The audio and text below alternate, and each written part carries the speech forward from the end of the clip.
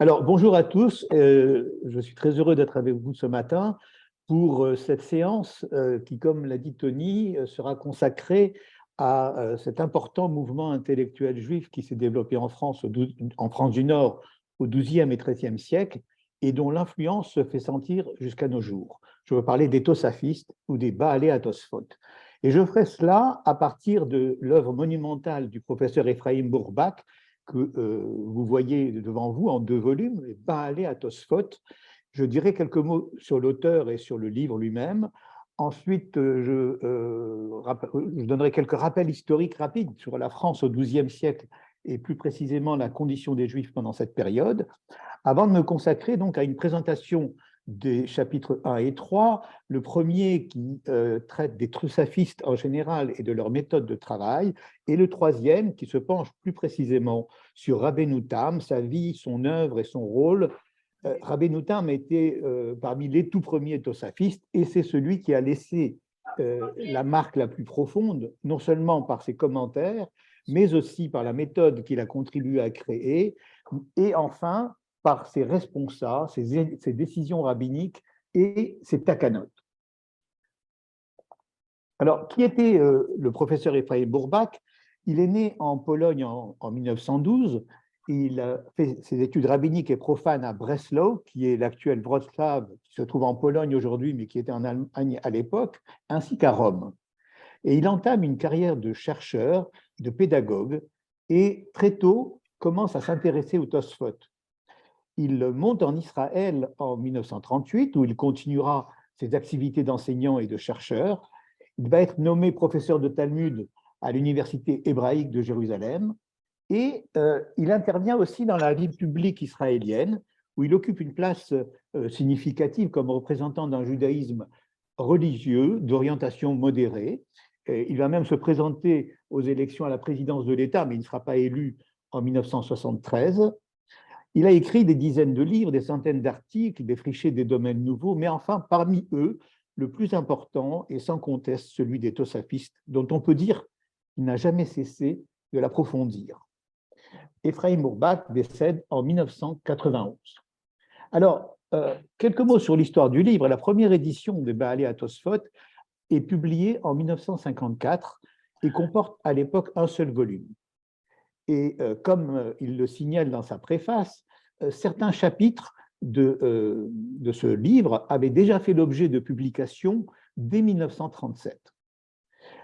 Il y a eu 2 réimpressions du livre, et en 1975, soit une vingtaine d'années après, Ephraim Bourbach publie une édition refondue et élargie, tenant compte à la fois des commentaires et des critiques qu'il a reçus, mais aussi des recherches nouvelles qu'il a effectuées. Et l'œuvre comporte désormais 2 volumes, fait régulièrement l'objet de réimpressions. La dernière date de 2020. Alors, compte tenu de la date de publication de la première édition et de l'édition refondue, je me suis bien entendu posé la question de savoir quelle est l'actualité du livre aujourd'hui, où en sommes-nous et comment se situe-t-il par rapport aux recherches qui n'ont pas cessé depuis sur ce sujet important.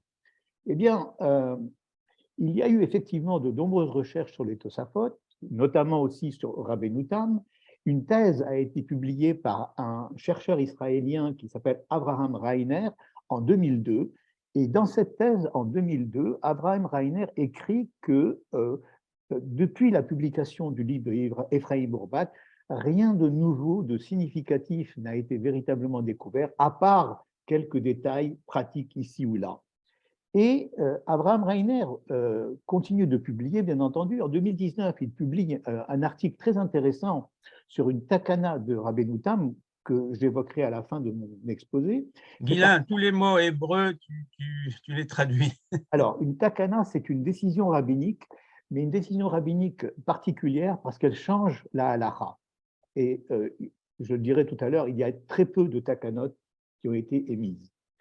Donc, cet article publié en 2019 rappelle l'ouvrage de Ephraim Bourbach sans autre mention. Donc, on peut considérer que jusqu'à 2019, l'œuvre de Ephraim Bourbach reste d'actualité et il n'y a pas eu véritablement de nouveautés à ce sujet. On peut difficilement aujourd'hui, enfin, on ne peut pas parler des Tosafot sans se référer à son livre. Pour les lecteurs, alors, bien entendu, je ne vais pas préciser, mais c'est un livre qui a été publié en hébreu, qui n'a pas à ce jour été traduit. Par contre, a été traduit en français un autre livre d'Ephraïm Bourbak qui s'appelle Les Sages d'Israël, publié aux éditions du Cerf en 1996, un livre monumental aussi qui fait plus de 1000 pages en français et qui, lui, est une présentation des rabbins, des premiers rabbins, plus précisément de ce qu'on appelle les Tanaïm et les Amoraïm, les Tanaïm étant les maîtres de la Mishnah et les Amoraïm, les maîtres de la Gemara. Je vais revenir sur ces concepts tout à l'heure. Quelques rappels historiques maintenant sur la France au XIIe siècle, la France et ses Juifs. Le XIIe siècle, c'est l'époque de la dynastie capétienne. 3 rois règnent successivement, donc Louis VI, 1108-1137, Louis VII, 1137-1180, et Philippe Auguste, 1180-1223. La France est alors composée de son domaine royal proprement dit, mais qui n'occupe, comme on sait, qu'une toute petite partie du territoire entre la Loire et la Seine, et des régions où règnent des seigneurs, ducs et comtes, qui sont souvent d'ailleurs plus riches et plus puissants que le roi, mais ce dernier, étant sacré à Reims, est le seul qui est véritablement respecté et qui jouit donc d'un prestige considérable, y compris auprès de ses ducs et ses rois qui lui doivent, comme on dit, fidélité, aide et conseil, ce qui n'empêche pas les conflits dans la mesure où l'objectif royal est de tout faire pour augmenter son propre domaine, que ce soit par la force ou par d'autres moyens comme la conclusion de mariages arrangés. Mais le XIIe siècle est aussi et surtout une période d'expansion économique. La surface des terres cultivées augmente considérablement, donc la population est mieux nourrie, des excédents alimentaires peuvent être dégagés et vendus, générant ainsi de nouvelles richesses pour les seigneurs qui leur permet de construire châteaux, églises, abbayes. On assiste ainsi à un essor urbain qui entraîne une mobilité géographique et sociale. Et ce qui nous intéresse plus particulièrement, c'est le phénomène de renaissance intellectuelle, un développement artistique et littéraire qui est permis par cette nouvelle aisance économique, se manifeste notamment donc dans le monde chrétien, sous la forme d'éclosion de monastères, d'ordres nouveaux, émergence de personnalités spirituelles comme Bernard de Clairvaux, dont on reparlera tout à l'heure, mais aussi un siècle important pour la transmission des savoirs. C'est une époque importante de traduction des œuvres des civilisations grecques et arabes. Comme a pu l'écrire Gilbert Dahan, l'Europe chrétienne a vécu au XIIe et XIIIe siècle une période de mutation remarquable qui fonde en quelque sorte le monde dans lequel nous vivons aujourd'hui. Mutation dans l'économie, l'organisation sociale, la politique, l'art, la pensée, la religion, et il précise, le judaïsme moderne naît et se développe aussi pendant cette période avec le même changement considérable. Ce qui nous amène à parler maintenant des Juifs en France au XIIe et XIIIe siècle. Alors, il est commode de retenir la date de 1096, date du départ de la première croisade, comme une date pivot qui sépare 2 périodes.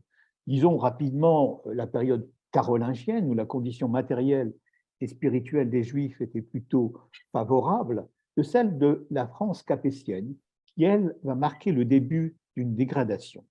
Encore qu'il faille nuancer cette affirmation, car la situation des Juifs est surtout caractérisée à la fois par une ambivalence et une contradiction.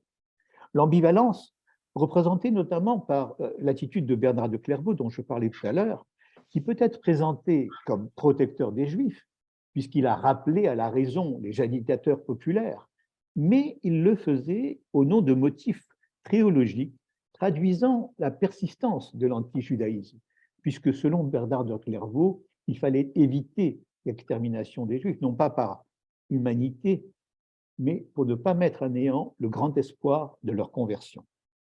Et la contradiction, c'est une contradiction entre la condition de ceux qu'on appelait Iudei nostri, c'est ainsi que le roi et les seigneurs parlaient des Juifs, ils disaient nos Juifs, considéraient que c'était leur propriété. Donc, on peut se poser la question de savoir dans quelle mesure ces Juifs pouvaient être considérés comme des serfs, une certaine catégorie de serfs, plus exactement, et celle d'interlocuteurs privilégiés de ces mêmes rois et seigneurs, dont ils étaient souvent devenus les médecins, les financiers, et parfois même les maîtres en judaïsme, tout au moins pour ceux d'entre eux qui cherchaient, je parle des rois ou des seigneurs, à approfondir les similitudes et les différences théologiques entre judaïsme et christianisme, et s'adressaient à eux, aux sages juifs, pour leur demander des éclaircissements. On en aura un exemple tout à l'heure au sujet de Rabbi Mouta. Alors, on peut voir maintenant la carte, on verra tout à l'heure, j'y reviendrai. La carte des implantations juives en France du Nord et en Provence montre à quel point l'habitat juif était dispersé. Les communautés juives dans certains villages pouvaient compter quelques familles ou même une seule, ce qui montre assez bien leur intégration dans le milieu chrétien. Ce furent pourtant des siècles où les persécutions se firent de plus en plus violentes. Violences croisées, portées par la fameuse déclaration de l'abbé Pierre de Cluny qui disait « À quoi sert d'aller au bout du monde pour combattre les Sarrasins quand nous laissons demeurer parmi nous d'autres infidèles qui sont 1000 fois plus coupables envers le Christ que les Mahométans ?» C'est le début aussi des accusations de meurtre rituel. On parlera de l'accusation de Blois en 1171, notamment lorsque on évoquera Rabbi Mouta. Voilà, on va passer maintenant au premier chapitre du livre d'Ephraim Bourbak. Je vous ai mis ici, pour vous donner un échantillon de l'écriture du livre, quelques lignes qui introduisent d'ailleurs notre sujet. C'est de l'hébreu facile, là, hein, c'est pas du oui. Talmud, les amis. Non, non. Je vais lire et traduire ce petit paragraphe. Donc, Amoussag Gafat, Gimel P Tav, Gimel pour Gemara, P pour Pérouche, qui veut dire commentaire. Et quand on dit Pérouche, on se réfère toujours au commentaire de Rashi, considéré comme le commentaire, et Tosfot, donc, qui sont les commentaires des Tosfot qui nous occupent ce matin. Donc, je reprends Amoussag Gafat, Yeshbu Mishum Tsiyun Muvrak Limkoman Shel Atosfot Verachan Velimud Torah. L'expression consacrée, donc Gafat, marque d'un signe éclairant la place des Tosfot et leur importance dans l'étude de la Torah. Hagmara, Perush Rashi, via Tosfot, Ayu le Chativa Achat Shel Limud, Lachut Ameshulash, Shekashar et Kol Lomdi HaTorah, ואת כל בית ישראל בכל מקום ומקום במשך דורות רבים. La Gemara, le commentaire de Rashi, les Tosfot, ont en effet constitué pour de nombreuses générations un seul et même ensemble qui qualifiait toute étude du Talmud, un triple fil qui reliait tous ceux qui étudiaient la Torah dans toutes les maisons juives, en quelque endroit qu'elles se trouvent. Madpissé Achas à Rishonim, Itrou et Agmara, des Perush Rashi, ou Betosfot, Miyamin ou Mismol. Les premiers imprimeurs du Talmud ont donné à la page de Gemara le format qu'elle a jusqu'à nos jours. Le texte du Talmud, on le verra tout de suite, y est entouré, couronné à droite et à gauche, par le commentaire de Rashi d'une part, par celui des Tosfot d'autre part. Ou basé, Kav'u et Dmuto shel Daf Agmara le Dorot, Vechach Gam Nerkak Bezichrono shel Alomed. C'est ainsi que la page du Talmud reste gravée dans le souvenir de ceux qui l'ont étudié. Ulam Gilgulim Rabim Avru ala Tosfot Ad Shezachu Litpos et Mekoman Anirbad. Il s'est cependant passé beaucoup de temps avant que les Tosfot n'occupent la place prestigieuse qui est devenue la leur. Les Toldot à Tosfot hen Toldot Limud HaTorah be'Ashkenaz ou be'Sarfat ou be'Ketzat Artsot Acherot shebe'Europa echel misof hamea ha-11 ad lemea ha-14. Donc, il s'est cependant passé beaucoup de temps, comme je disais, avant que les Tosfot n'occupent la place prestigieuse qui est devenue la leur, et leur histoire recoupe celle de l'étude de la Torah en Allemagne et en France, et dans d'autres pays européens, entre le XIe et le XIVe siècle. Je termine. Rashi patach et sha'arei haTalmud hababli bifnei kahal halomdim harachav, ubeperusho asa yoter lechafatzat limud hababli me'asher asu kol hageonim ve'amfarshim shekadmulo. C'est Rashi qui a ouvert à un large public les portes du Talmud de Babylone. Et ses commentaires ont fait plus pour sa diffusion que ceux de tous les grands commentateurs qui l'ont précédé. L'Ochinam Amrou Alav qui ilmaleu nishtakra derech hababli be'Israël. Et ce n'est pas pour rien qu'il est dit, sans Rashi, le Talmud de Babylone serait complètement oublié.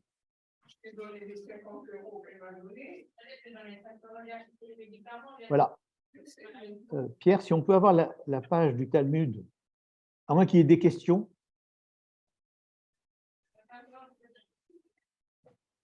S'il y a des questions juste sur la compréhension de la lecture de Guylain, donc des courtes questions, vous levez la petite main jaune et on vous donnera la parole.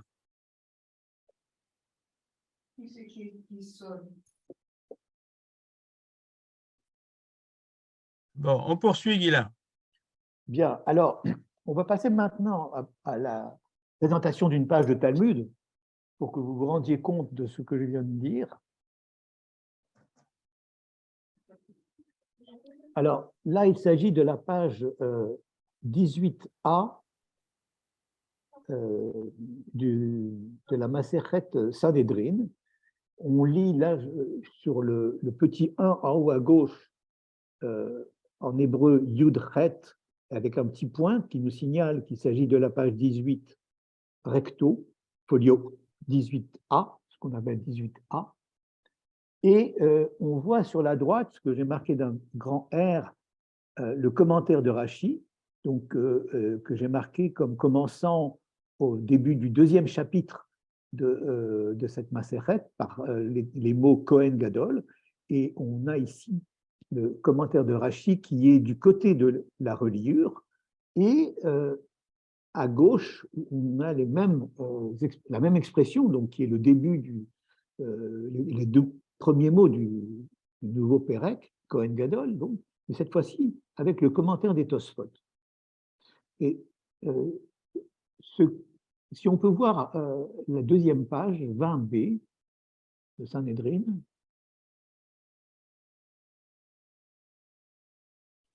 voilà, alors j'ai demandé à Pierre de mettre aussi cette page 20b, donc 20 B voulant dire verso. Tout à l'heure, nous avons vu une page recto, là nous voyons une page verso, avec de nouveau en haut à droite le commentaire de Rashi et à gauche le commentaire des Tosfot, avec signalé par un grand M dans le texte du milieu qui marque le début d'une nouvelle Mishnah.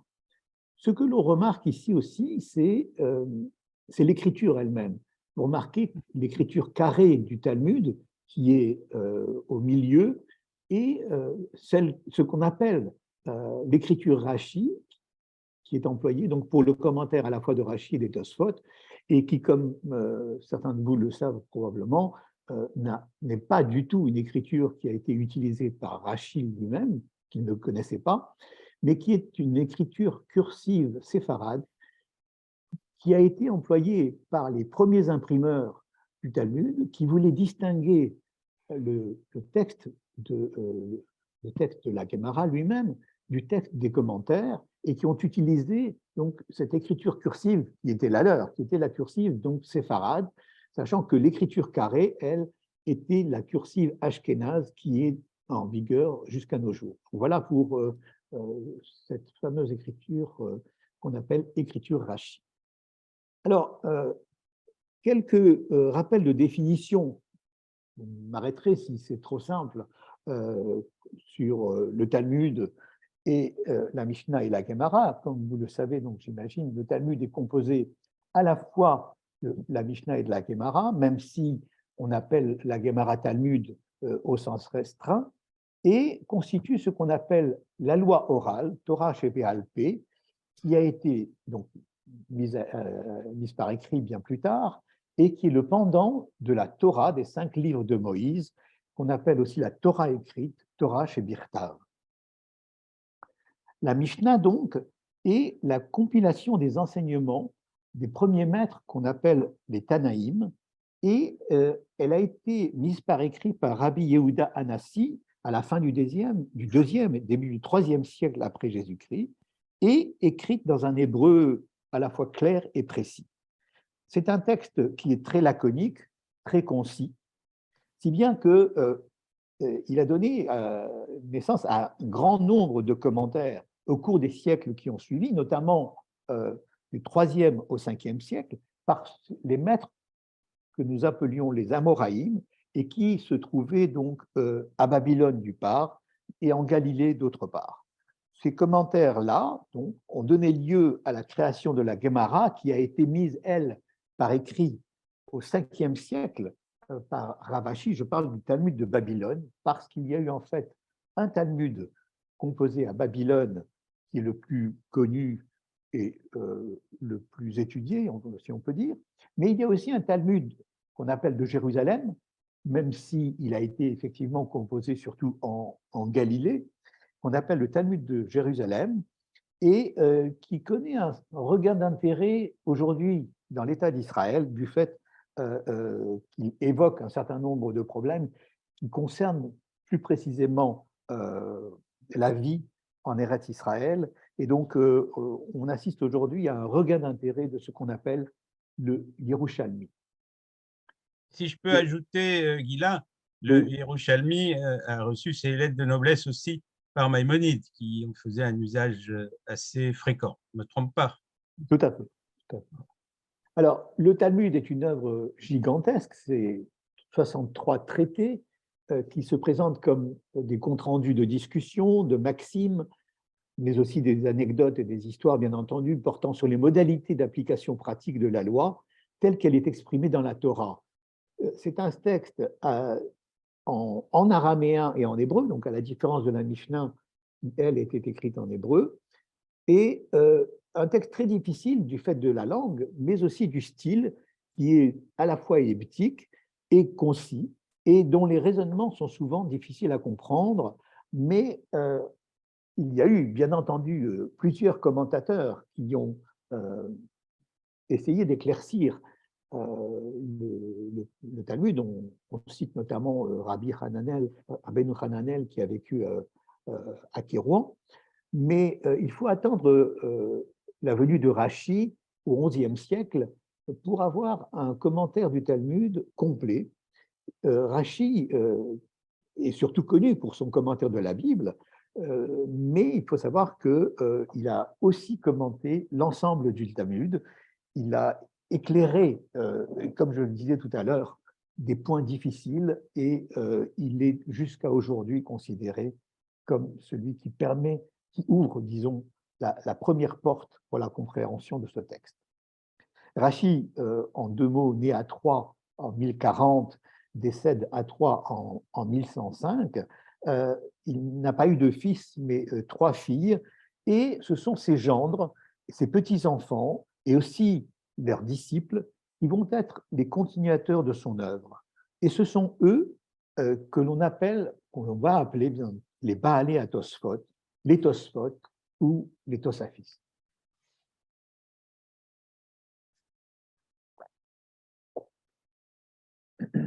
Alors, à l'origine, le mot Tosfot, ou Tosefta ou Tosefet, était utilisé par les scribes qui voulaient signaler des ajouts dans leurs manuscrits.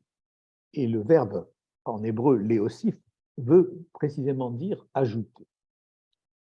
Aux yeux de ses descendants et aux yeux de ses disciples, comme je le disais tout à l'heure, le commentaire de Rashi était un commentaire ou le commentaire définitif, et leurs apports ne pouvaient apparaître à leurs yeux précisément que comme des ajouts, des additions, des gloses, des éclaircissements.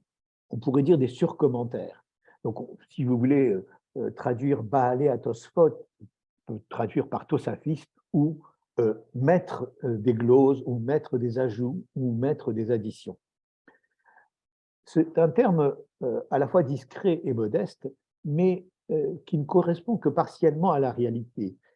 Parce qu'il est exact qu'au début, les Tosphot viennent éclairer les commentaires de Rachi, qui étaient aussi parfois difficiles à comprendre à force d'être concis.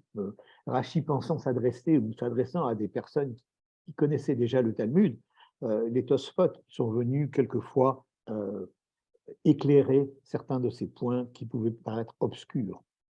Mais ceux qui disent qu'ils ne sont que cela commettraient la même erreur que ceux qui disent que la Gemara n'est que le commentaire de la Mishnah. En fait, les commentaires du Tosfot se sont développés, amplifiés et ramifiés. L'essentiel de leurs commentaires est le résultat d'une étude approfondie des questionnements talmudiques, des réponses des maîtres, des discussions entre eux, et nous y reviendrons lorsque nous parlerons de la méthode des Tosafot. Alors, on dénombre un grand nombre de Tosafot, on verra tout à l'heure leur répartition, donc qui ont vécu entre XIIe et XIVe siècle, principalement en France du Nord, mais aussi en Allemagne, en Angleterre et jusqu'en Italie. On peut passer la carte de l'Europe, de la France au XIIe siècle. Pierre, s'il te plaît. Non. Dans la précédente.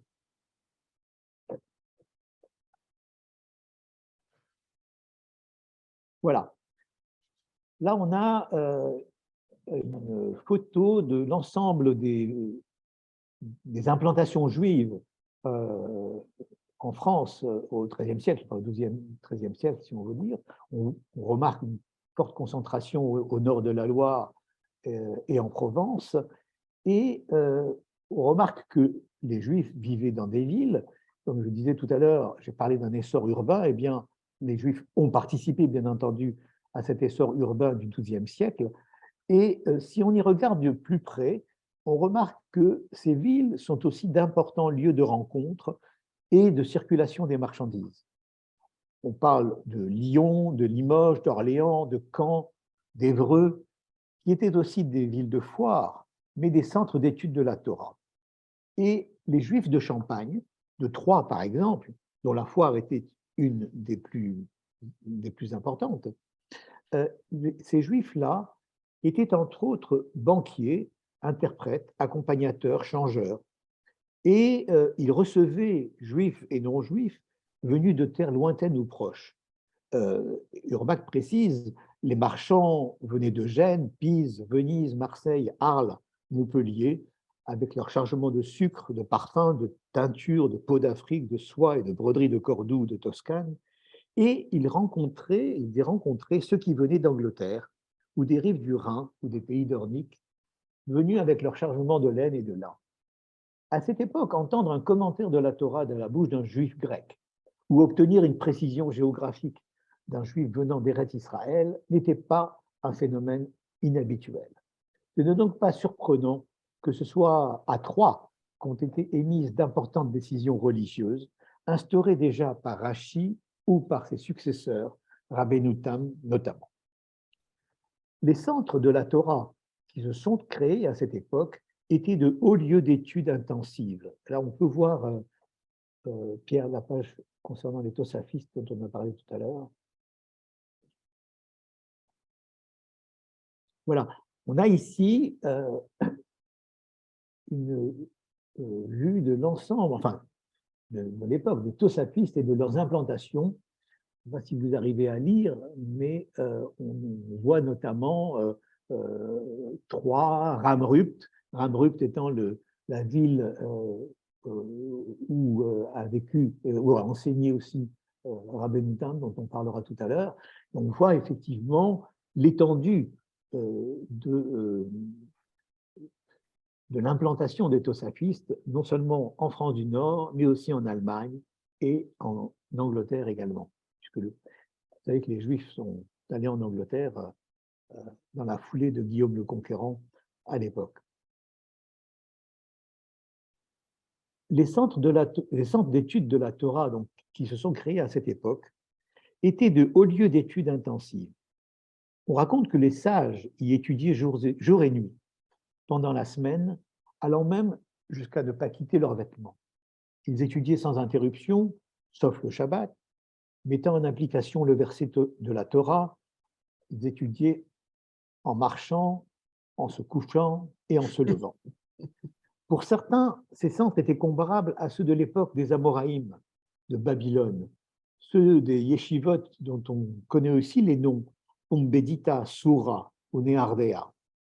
Et on dit aussi que jamais depuis l'époque de Abaye, Rava ou Avashi, qui sont les noms donc de célèbres maîtres de la Gemara de l'époque, jamais depuis cette époque, la Torah n'a été étudiée avec autant d'abnégation et de persévérance. L'étude ne laissait place à rien d'autre et elle faisait pénétrer la Torah dans tous les champs de l'existence. On a pour cela un témoignage d'un observateur extérieur qui était un disciple d'Abélard, Pierre Abélard, dont on dira un mot aussi tout à l'heure. Et ce témoignage était le suivant. Il est intéressant surtout par sa conclusion. Les non-juifs, dit-il, n'éduquent pas leurs enfants pour leur bien, les non-juifs n'éduquent pas leurs enfants pour leur bien, mais pour qu'ils rapportent de l'argent. Ainsi, un des frères de la fratrie était traditionnellement destiné à la prêtrise, non pas pour qu'il soit destiné à la prêtrise pour étudier, mais parce que ses frères savaient qu'il n'aurait jamais d'héritier et qu'il sera donc possible d'hériter de lui. Et le témoignage continue. Chez les Juifs, il n'en est pas ainsi. C'est au nom de leur amour zélé de Dieu et de sa Torah qu'ils éduquent leurs enfants, afin que ceux-ci parviennent à la comprendre. Même s'il est pauvre, parmi les pauvres, même s'il a 10 enfants, le Juif les enverra tous étudier, non pas pour en retirer un salaire, comme le font les catholiques, mais pour qu'ils comprennent la Torah de Dieu, et ils poursuivent et ils pourvoient à l'éducation de ses filles comme à celle de ses garçons. Il est écrit « l'orak est à banim et la af est à banot ». Donc c'est intéressant de savoir que les filles recevaient aussi une éducation juive à cette époque. À souligner, hein, à souligner. Pour revenir aux tosafistes, il faut dire que leur dévouement complet, mêlé au désir profond d'atteindre le sens ultime de chaque discussion talmudique, de chaque question, de chaque mot employé, était fondé sur la conviction que chaque expression du Talmud était marquée au coin de l'intelligence et de la logique. Les Tosfot sont le fruit de cette étude méticuleuse de la Gemara et des premiers commentaires.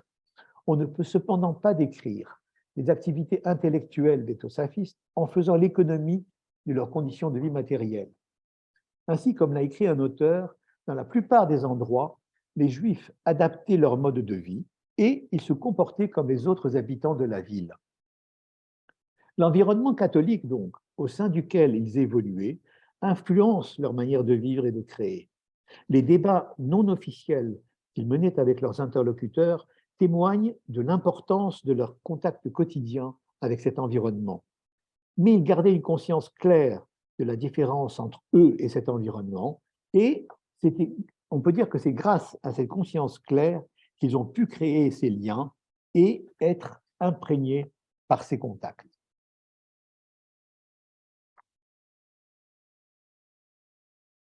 La liberté de pensée critique, accompagnée d'une profonde intelligence, a permis donc l'accomplissement de cette création indépendante basée sur les recensions des discussions, et leur avancement était le fait des maîtres et des étudiants qui notaient par écrit ce qui était en train de se dire. Donc là, je rapporte quelques détails sur la méthode de travail, la façon dont les Tosfot étaient rédigés. Les étudiants des yeshivot se déplaçaient d'un endroit à l'autre et consignaient les nouveautés enseignées, et ces Tosfot étaient mentionnés comme provenant de la maison d'études du rabbi qui les avait conçus et exposés. C'était des prises de notes qui représentaient en fait pour ces étudiants leur manière d'étudier. Et il était possible parfois que ce qu'ils notaient était inexact, ou ils faisaient dire au maître des choses qu'ils n'avaient pas vraiment dites.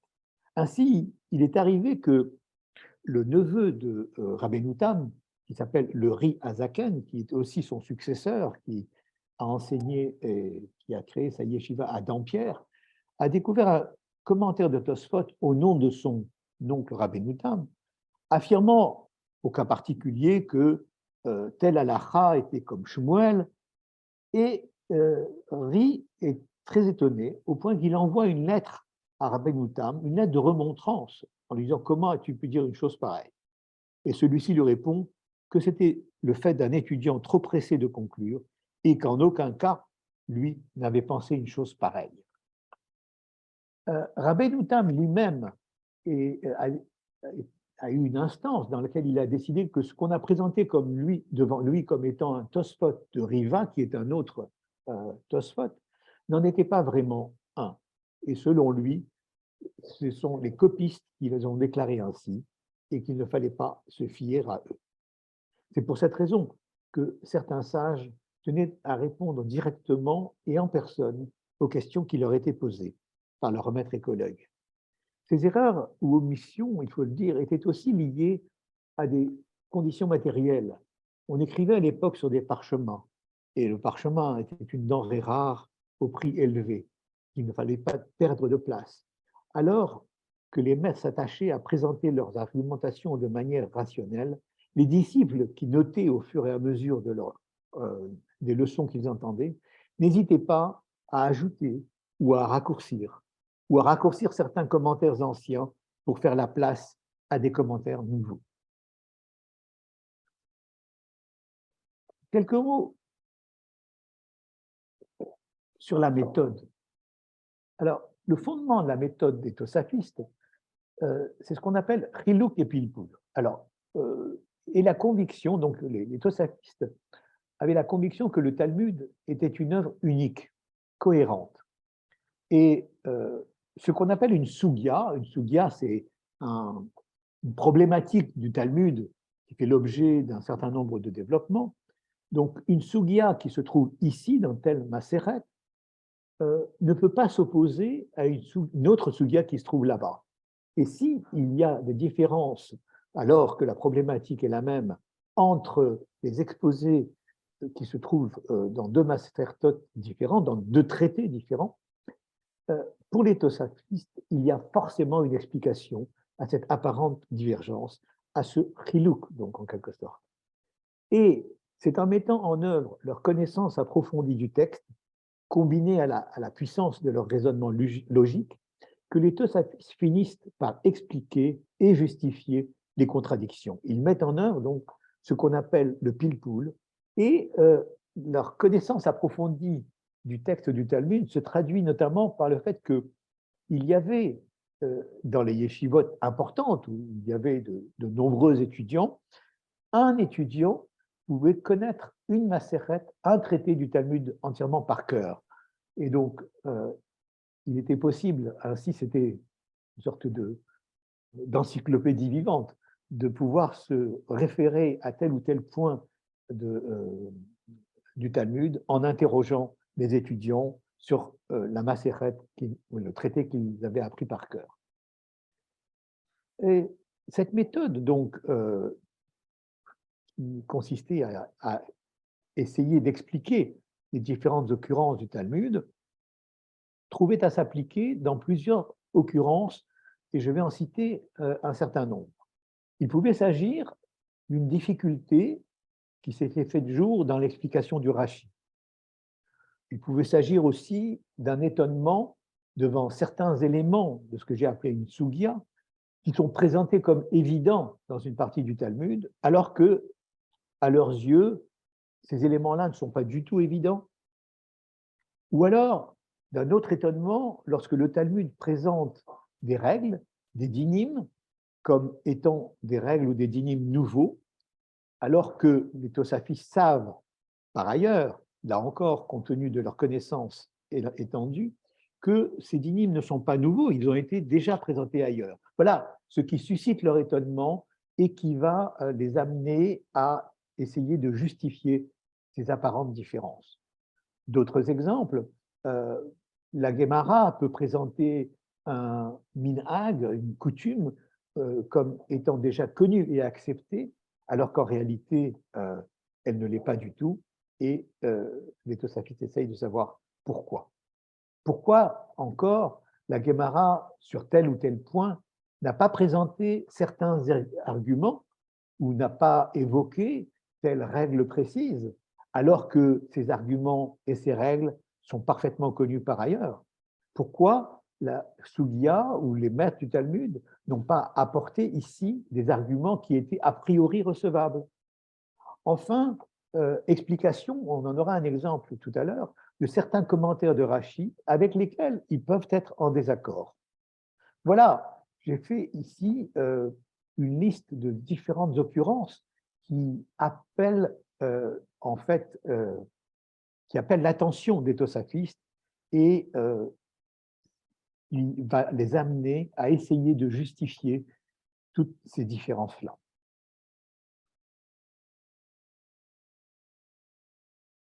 Mais celui qui veut célébrer les tosafistes, en quelque sorte, doit aussi entendre la voix qui monte de ceux qui les côtoient. J'ai évoqué ce point tout à l'heure, et prêter attention à leur technique d'étude et l'enseignement. Il existe en effet des parallélismes surprenants entre les modes de pensée des tosafistes et ceux qu'on appelait les glossateurs de la loi romaine, de la loi canonique, des théologiens et des commentateurs chrétiens de la Bible. Les créations de ces derniers sont en effet marquées par les lieux où elles sont nées, c'est-à-dire les séminaires chrétiens où se tenaient leurs enseignements, leurs discussions, leurs débats. Et ces créations étaient déjà aussi des commentaires, des commentaires de commentaires ou des corrections sur de nombreux points. Alors, y a-t-il eu influence de l'un vers l'autre ou vice-versa? Il est difficile de l'établir, mais il est incontestable qu'il y a eu des échanges.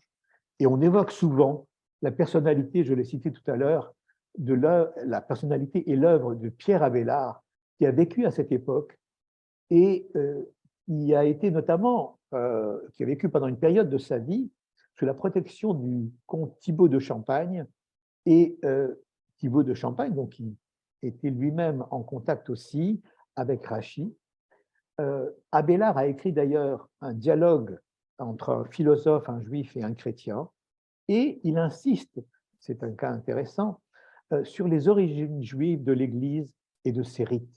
Il a même vécu une période de sa vie à Corbeil, où il y avait 3 synagogues et des tosafistes. Il était donc incontestablement en contact à cette époque avec les sages et les rabbins qui vivaient en Champagne, qui vivaient à Corbeil.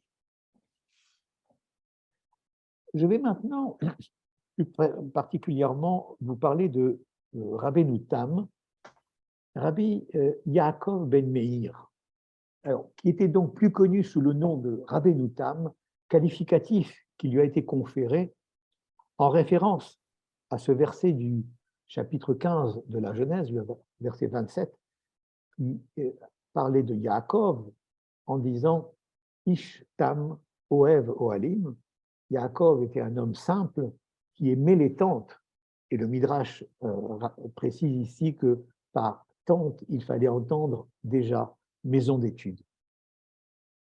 Rabbeinu Tam, donc, est né à Troyes en 1100, donc peu de temps, 5 ans avant le décès de son grand-père Rachi. Et sa mère était une des 3 filles de Rachi, Yocheved. Son père, un de ses disciples, était Rabbi Meir. Il avait 3 frères, Shlomo, Yitzhak et Shmuel. Le premier, donc Shlomo, le dernier, pardon, Rabbi Shmuel ben Meir, plus connu sous l'acronyme de Rashbam, est lui-même devenu un grand commentateur de la Bible et du Talmud. Et c'est d'ailleurs auprès de lui, auprès du Rashbam, que Rabbeinu Tam a étudié, comme il a étudié aussi auprès de son père, Rabbi Meir. Son épouse, sa deuxième épouse, Myriam, était la fille d'un rabbin, Shimshon de Falaise, donc pour signaler les contacts qui pouvaient exister entre les différentes villes qui se trouvaient à l'époque, Falaise étant plutôt en Normandie et Troyes en Champagne. Ils eurent quatre fils pardon, et une fille. Et on apprend par une source documentaire que son épouse jouissait d'un grand respect. On l'appelait la dame. On s'adressait à elle de la même manière qu'on s'adressait aux dames à l'époque des chevaliers. Voilà. Juste un petit exemple euh, de rapprochement ou d'adaptation culturelle de l'époque. Ce qu'on appelle les responsa. Les responsa, ce sont les réponses apportées aux questions qui étaient posées au rabbin sur tel et tel point de la halakha. Les responsa, en fait, sont la source principale, sinon unique, de tous les éléments biographiques que j'ai donnés ou que je donnerai d'ailleurs. Et parce qu'en fait, il n'y a pas eu de biographie de Rabbeinu Tam. Donc, c'est simplement à travers les responsables qu'on peut retenir ou apprendre tel et tel détail biographique. Et un exemple intéressant qui est donné par Gérard Naon dans son article sur Rabbeinu Tam nous indique qu'on apprend ainsi le prénom d'un de ses fils qui s'appelait Yosef.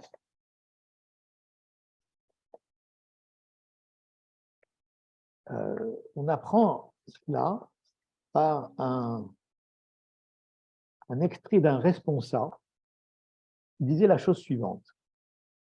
Moi, Isaac, fils de Rabbi Dorvelo, j'ai vu à Rabrut ce qui advint avec Rabbi Yosef, fils de Rabbeinu Yaakov, fils de notre maître Meir. Et voilà où est cité le nom de l'enfant de Rabbeinu Tam.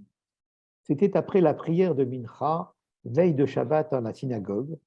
Rabbi Shlomo, frère de notre maître, était en train de prier et son frère Rabbi Yaakov lui dit « Va chercher mon fils Yosef, amène-le à la synagogue. » Alors, cette notation apparemment bénigne est intéressante parce que, en fait, on se trouve au milieu d'une discussion sur la possibilité ou non d'intégrer dans le minyan un enfant de 12 ans qui n'a pas encore fait sa bar mitzvah. Alors, on rappelle, à l'époque, un minyan est composé de 10 hommes ayant fait leur bar mitzvah. Il y a donc ici un exemple où il était possible d'intégrer dans le minyan un enfant qui n'avait pas encore fait sa bar mitzvah, qui avait 12 ans. C'était une époque où il y avait peu de monde et à l'office du vendredi soir, il était donc important de pouvoir compléter. C'est aussi par le biais d'un responsable écrit par Rabbeinu Tam lui-même, on apprend par exemple qu'il avait une fille par le biais de l'évocation du mariage de sa fille et d'un détail portant sur sa ketouba. Sur le plan de l'activité de Rabbeinu Tam, outre ses activités rabbiniques, il exerçait aussi des activités de prêteur et de vigneron. Et on apprend, on verra pourquoi, qu'il disposait d'une fortune suffisante. Il a pu acquérir une propriété car, dit-il, écrit-il lui-même dans un de ses responsables, à la fin d'une de ses réponses, qu'il a conclu à la question de cette manière, et il ajoute, je cite, « J'ai d'autres preuves, d'autres justifications. Mais je suis occupé par la prise de possession d'une maison que j'ai achetée et je suis en train d'écrire au dehors 100 livres. » C'est probablement parce qu'il était vigneron et financier qu'il rédigera un grand nombre de consultations en relation avec le vin et les interdits à ce sujet. À la différence de son père, Rabbi Meir, Rabbeinu Tam accepte de transiger sur un vin qui a pu être touché par un gentil. Donc on sait qu'à l'époque, le vin ne pouvait pas être touché par un gentil sous peine de ne plus être considéré comme cachère. Et donc Rabbeinu Tam a pu prendre une décision rabbinique allant à l'encontre de cette règle-là. En l'occurrence, il s'agissait de grandes quantités de vin qui risquaient d'entraîner d'importantes pertes financières. Guylain, s'il te plaît, pourquoi Oui, une bouteille de vin touchée par un goy devient non cachère? Certains le connaissent, mais rappelle. oui, alors il faut savoir que le vin fait partie d'une de ces nourritures qui fait l'objet de règles particulières, et notamment parce qu'il sert à la messe. Et donc, on voulait éviter qu'un vin touché par un non-juif puisse entraîner une sorte, enfin, un risque de participation à ce culte idolâtre. Voilà une des origines de cette interdiction. Merci.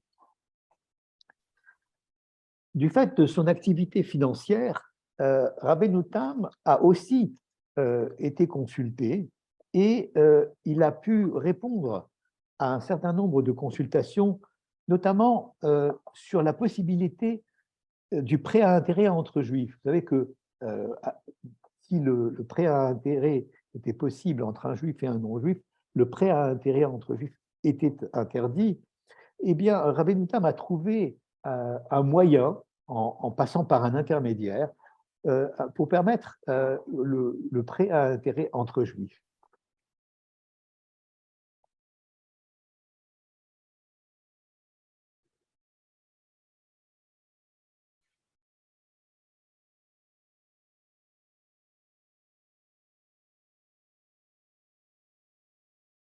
Un autre exemple, enfin, une autre source qui permet de comprendre que la situation financière de Rabbeinu Tam était aisée, c'est lorsqu'il évoque la fabrication de parchemins. Et à cette occasion-là, il fait référence à l'assistance qu'il avait reçue de ses jeunes serviteurs qui l'avaient aidé à la préparation des pots. Enfin, un autre exemple qui montre la prise avec son temps de Rabbeinu Tam, une décision halakhique qui lui permet de dire que comme les Juifs ne pouvaient être propriétaires de terre, eh bien, les règles des prélèvements, les règles de Terouma et de Maaser, donc ces prélèvements obligatoires qui sont imposés sur les productions agricoles, ne sont pas applicables à son époque.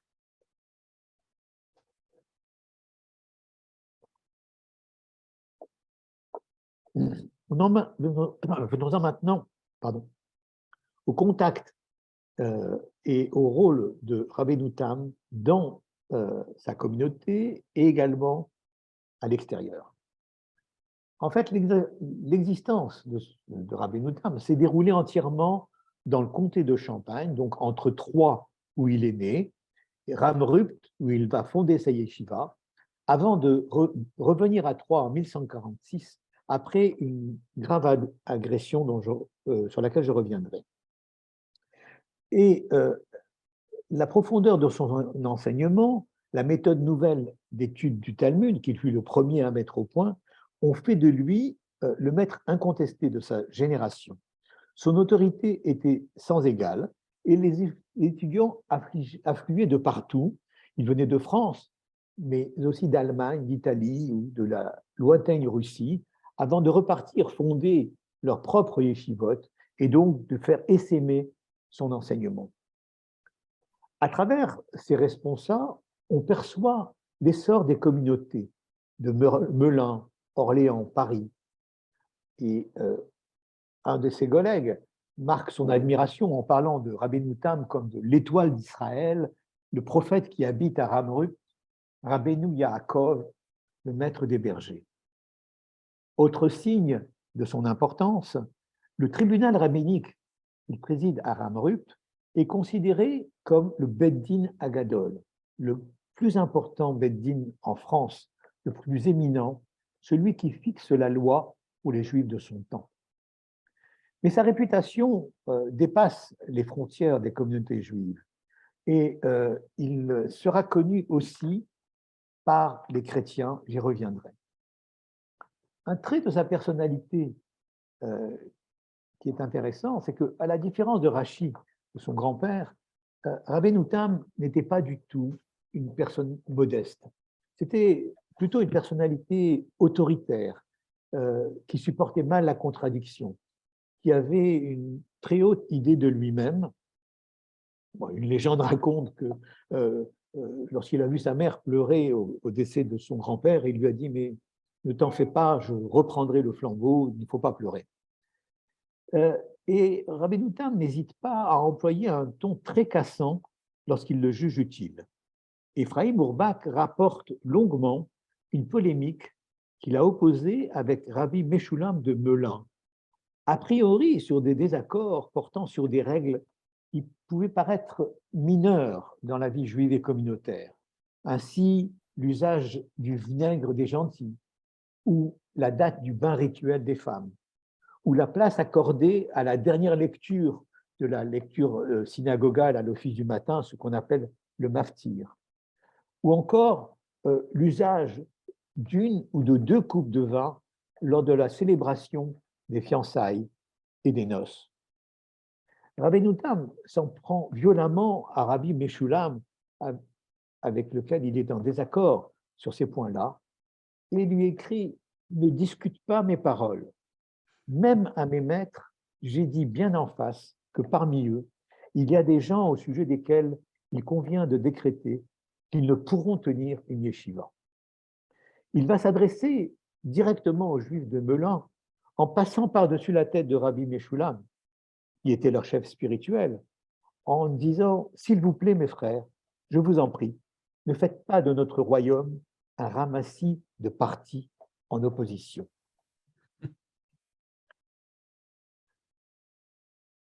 Lorsque des problèmes communautaires nécessitaient la prise de décisions dans le domaine halachique, il était souvent de coutume de convoquer des synodes intercommunautaires. Au début du XIIe siècle, ces synodes se tenaient à Rome et il était fait appel aux autorités rabbiniques de Rome. Mais plus tard, dans les années 1150, eh bien, ces synodes ont pu se tenir sous l'autorité de Rabbeinu Tam ou de son frère, le Rashbam. Comme je le disais tout à l'heure, son rayonnement ne s'arrêtait pas aux frontières des communautés juives. Et il avait aussi de nombreux contacts avec les chrétiens, aussi bien dans le cadre de ses relations professionnelles que de relations qu'on pouvait qualifier de quasi-diplomatiques. Il entretenait avec les autorités seigneuriales et royales.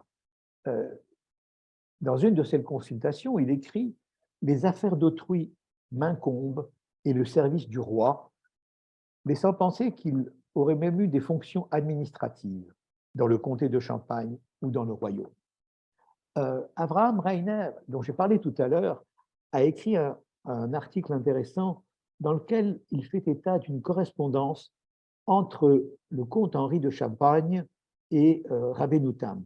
Le comte Henri de Champagne, n'hésitant pas à poser des questions à Rabbeinu Tam, des questions sur la Bible. Alors, ce qui est intéressant de remarquer ici, c'est que le comte Henri de Champagne pose des questions sur la Bible à Rabbeinu Tam, dont la réputation est plutôt une réputation de maître du Talmud, signe, nous dit Abraham Reiner, que le comte Henri de Champagne s'adressait à Rabbeinu Tam ès qualité, en quelque sorte, en tant que chef de la communauté. Et petit détail intéressant sur à la fois la personnalité de Rabbeinu Tam, mais aussi sur la vie à cette époque-là. Reiner rapporte un détail qu'il a mentionné d'ailleurs aussi dans sa thèse, où il écrit que Rabbeinu Tam était un chasseur. Et il tient cela d'un texte du Rosh, qui est aussi un Tosfot.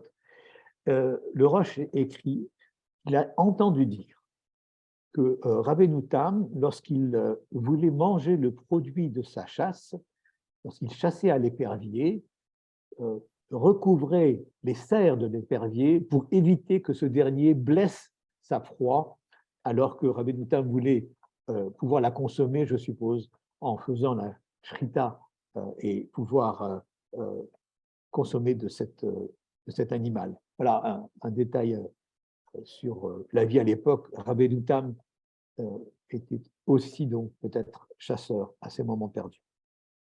Mais en tant que représentant de la communauté juive, en tant que chef des communautés juives, il a eu à souffrir aussi.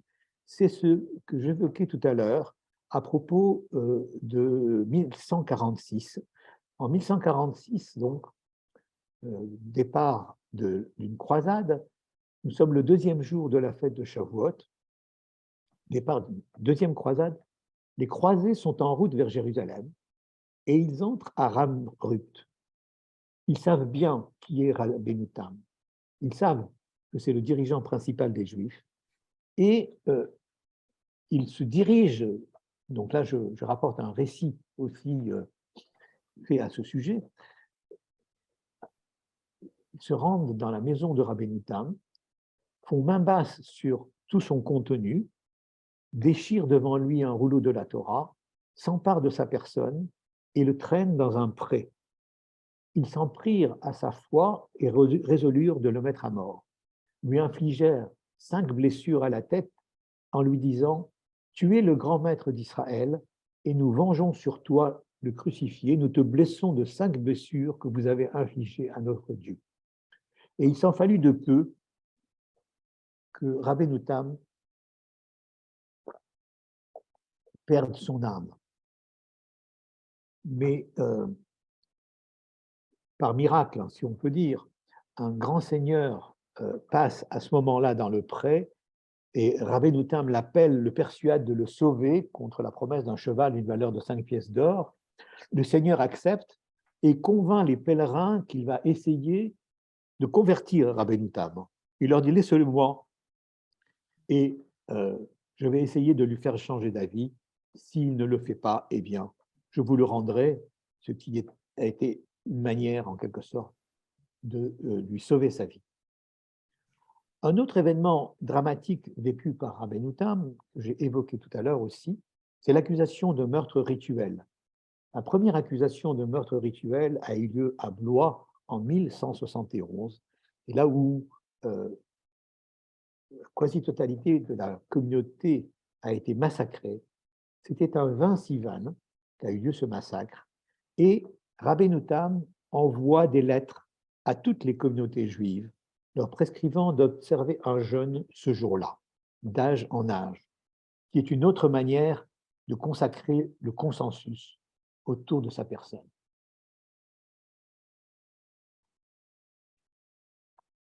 Et à ce moment-là, donc après cette agression, Rabbeinu Tam retourne vivre à Troyes, où il va décéder en 1171, donc peu de temps après les événements tragiques de Blois. De l'œuvre majeure de Rabbeinu Tam, on rappelle bien entendu les Tosfot.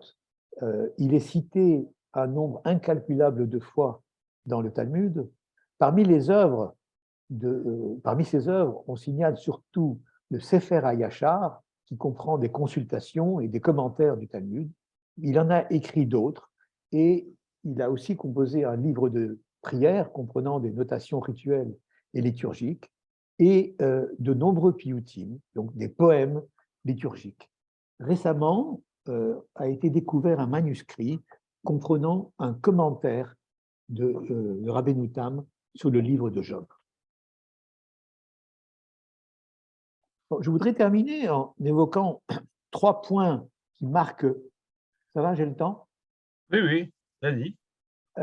3 points qui marquent son rôle dans le domaine rabbinique. Le premier concerne la règle Dina de Malchuta Dina. Vous savez que dans le judaïsme, il est indiqué que la loi du pays est la loi, et notamment lorsqu'il s'agit de lois dans le domaine financier. Et Rabbeinu Tam, au Moyen-Âge, a été interrogé sur un certain nombre de cas qui mettent en jeu l'application de cette règle. Ces cas ont été signalés notamment, là où je les ai recensés, dans un article de Simon Schwarzschild sur les Juifs au Moyen-Âge. Ainsi, Rabbeinu Tam a été interrogé sur la manière de calculer la contribution de chacun lorsqu'un impôt est levé de manière exceptionnelle par un seigneur ou un roi. Et là, en l'occurrence, Rabbeinu Tam conclut que le roi s'est conduit en justice et que cet impôt n'est pas un impôt discriminatoire, qu'il doit donc être payé par tous.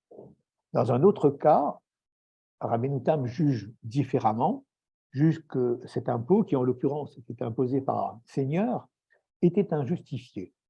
Et par conséquent, si un juif s'échappe de la ville pour ne pas payer l'impôt, eh bien, selon Rabbeinu Tam, il n'enfreint pas la règle de Dina des Malchuta Dina. Pourquoi? Parce que la règle ne s'applique pas en cas de prise de position unilatérale du Seigneur, ce qui veut dire que pour Rabbeinu Tam, le contribuable juif agit en homme libre. Et c'est ce qui est confirmé dans un troisième texte où Rabbeinu Tam nous dit plus clairement encore ce qui compte pour qu'un impôt puisse être considéré comme légal. Eh bien, cela vient de deux situations, nous dit-il. Soit c'est un usage ancien des rois qui ont institué des lois dont on ne peut pas s'écarter, ou bien si cela repose sur un contrat synalagmatique, donc un contrat passé entre le seigneur ou le roi et la communauté des Juifs considérés comme des hommes libres. Je voudrais rappeler maintenant trois décisions rabbiniques importantes parce qu'elles sont connues jusqu'à aujourd'hui dans trois domaines donc, que vous connaissez certainement. Le premier, c'est le domaine des téphilines, le deuxième, de la mezouza, et le troisième, de la manière de compter l'heure de fin du Shabbat.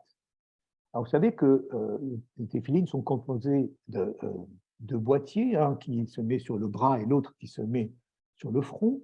Le boîtier des téphilines qui se met sur le front et porte lui-même à l'intérieur 4 cases. Et dans ces 4 cases sont insérés 4 manuscrits. La discussion porte sur l'ordre dans lequel sont insérés ces manuscrits. Il y a une marloquette, il y a une différence, une discussion entre les sages et Rashi, d'une part, Rabbeinu Tam, d'autre part, sur l'ordre dans lequel sont insérés ces 4 manuscrits dans les 4 cases. Jusqu'à aujourd'hui, certains portent donc 2 paires de téphilines au cours de la prière du matin. D'une part, ce qu'on appelle les téphilines Rashi, par commodité, et d'autre part, les téphilines de Rabbeinu Tam. Certains vont même jusqu'à arriver à les porter les deux en même temps. Deuxième exemple, vous savez qu'en général, lorsque la mezouza est posée en biais portant penché vers la droite, vers la porte. Eh bien, pourquoi est-elle ainsi posée? Parce que là, il y a eu aussi une marloquette entre les sages, Rashi d'une part et Rabbeinu Tam d'autre part, mais Rashi juge que la mezouza doit être posée droite, alors que Rabbeinu Tam, lui, pense qu'elle doit être posée horizontalement.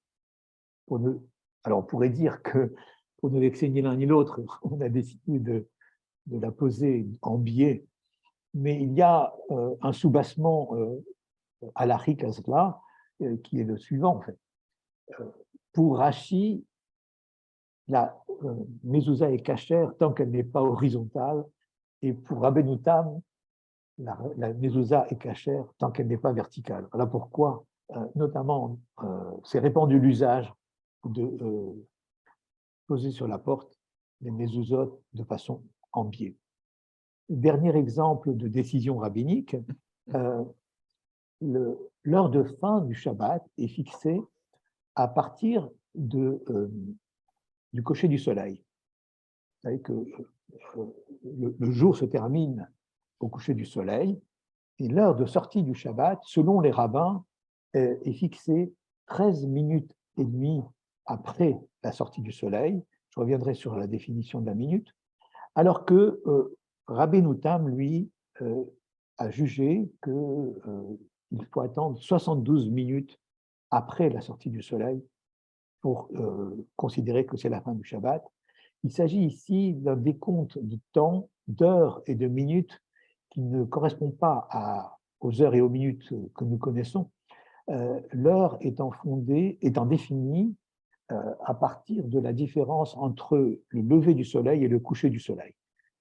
Disons pour être précis que l'heure, ce qu'on appelle une heure zmanite, correspond à 1/12 de la période qui se situe entre le lever et le coucher du soleil.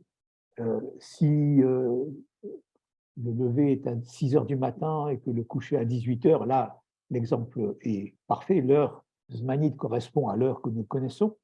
Mais disons qu'en hiver, elle peut être inférieure à l'heure de 60 minutes et en été, elle peut être plus longue que l'heure de 60 minutes. J'ai cité ces 3 décisions parce que jusqu'à aujourd'hui, elles sont pratiquées, elles sont connues et elles influencent donc la vie juive et la vie des communautés juives jusqu'à aujourd'hui. Et enfin, je terminerai par là, une takana de Rabbeinu Tam. Alors, je l'ai dit tout à l'heure, ce qu'on appelle une takana, c'est une décision rabbinique. Une décision rabbinique, mais qui change la halacha. Il y a très peu de sages qui ont pris des takanot. On les compte sur les doigts d'une seule main. La takana la plus connue étant la takana prise par Rabbeinu Gershom Meor Hagolah sur l'interdiction de la polygamie. Eh bien, voilà un cas où Rabbeinu Tam a changé la halacha. Et de quoi s'agit-il? Il s'agit de répondre à la question suivante. Un mari hérite-t-il de la dot de sa femme?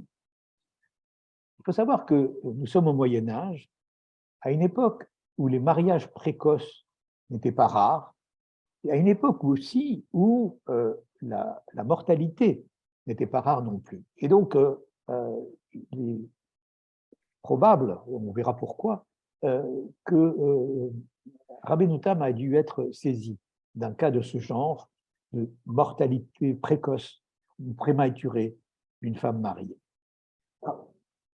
La référence talmudique du cas qui nous occupe se trouve dans le traité Ketubot, à la page 47a. Alors, j'ai simplifié au maximum l'exposé pour ne pas alourdir ici la présentation. Disons que dans la page 47a, le Talmud rapporte ce qu'on appelle une baraïta. Une baraïta, c'est un texte, c'est un dire de rabbin qui, baraïta voulant dire extérieur en araméen, donc un texte qui n'a pas été intégré dans la Mishnah, qui est donc extérieur à la Mishnah recensée et compilée par Rabbi Yehuda Hanassi, mais qui n'en bénéficie pas moins d'une forte autorité, puisqu'elle est rapportée par les Amoraïm dans leurs discussions. Donc voilà, page 47a, une baraïta rapporte le fait suivant. Un père dote sa fille d'un certain nombre d'objets, de bijoux ou d'argent, c'est un patrimoine. Or, sa fille vient à décéder. Est-ce que le mari hérite de sa femme ou non? Voilà la question qui est évoquée par la baraïta. Et là, Rashi dit tout dépend de son statut. Si elle est fiancée, eh bien non, le mari n'hérite pas de la dot de sa femme, mais si elle est mariée, oui. Alors, ça peut vous paraître un peu bizarre parce qu'aujourd'hui, on ne fait plus dans la cérémonie religieuse de distinction entre fiançailles et mariage. Il faut savoir que lorsqu'on assiste à un mariage religieux, eh bien, ce mariage-là se fait en 2 temps qui s'enchaînent, je dirais, dans la foulée de la cérémonie elle-même, qui est d'une part ce qu'on appelle des fiançailles et d'autre part le mariage. Les Irousin et les Nisuin, pour parler en hébreu. Et à l'époque, donc au Moyen Âge, il n'était pas rare que ces 2 événements soient distants dans le temps. Donc, il pouvait y avoir une période de temps au cours de laquelle la femme est fiancée mais pas encore mariée. Les règles en matière les règles concernant la femme mariée en général s'appliquent à la femme fiancée, notamment pour ce qui est la définition de l'adultère, mais elles ne s'appliquent pas dans tous les cas. Et donc, Rachid tire en quelque sorte de cette distinction entre la situation d'une femme fiancée ou d'une femme mariée les moyens de sa conclusion, donc pour décider que si elle n'est que fiancée, le mari ne veut pas hériter de sa femme, alors que si elle est déjà mariée, si le mariage a eu lieu, la réponse est oui. Et là, Rabbi Ibn Tam s'oppose à Rachid. Il considère que cette distinction n'a pas lieu d'être et que, en aucun cas, le mari n'hérite de la dot de sa femme, même si elle est mariée. Or, il ressort de la discussion talmudique qui porte donc dans ces pages 47a et suivantes, que la position de Rabbi Tam, là je saute rapidement à la conclusion, pour dire qu'elle est textuellement indéfendable. Et c'est alors qu'on apprend par un texte extérieur que Rabbi Tam avait eu à se prononcer sur un certain nombre de cas concrets et qu'il a voulu juger en équité comme inacceptable qu'un père déjà éprouvé par le décès prématuré de sa fille subisse en plus des conséquences financières dommageables. C'est des phénomènes qui n'étaient pas négligeables à l'époque. Les gens n'étaient pas riches et il fallait marier ses filles en les dotant. Et il estimait aussi non équitable que le mari dispose d'un patrimoine qui alors était destiné non pas à lui, mais au couple qu'il devait constituer avec son épouse prématurément décédée, afin d'assurer les besoins du ménage.